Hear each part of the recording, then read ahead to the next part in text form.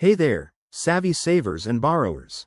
Welcome back to the channel where we break down financial topics to make your money work smarter for you.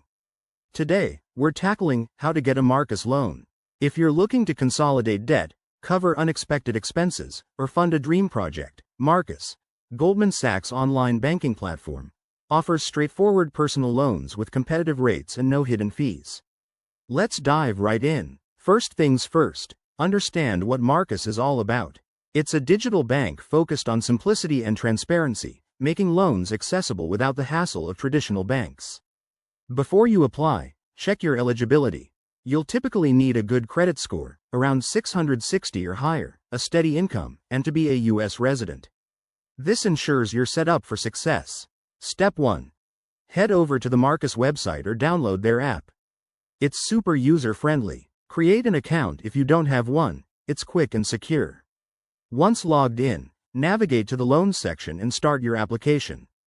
You'll need to provide basic info like your name, address, social security number, and employment details.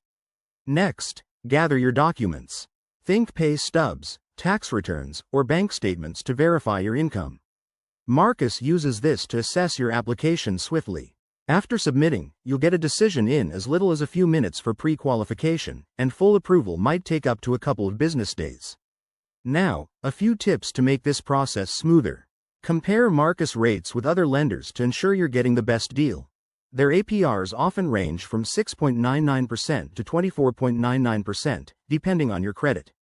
Also, remember that Marcus loans don't have origination fees or prepayment penalties, which is a big win. But always read the fine print and consider if you can afford the monthly payments. Once approved, the funds are typically deposited directly into your account within a day or two. That's it. You're on your way to financial flexibility. Thanks for watching. If this helped, give it a thumbs up, subscribe for more money-saving tips, and let me know in the comments if you've used Marcus before.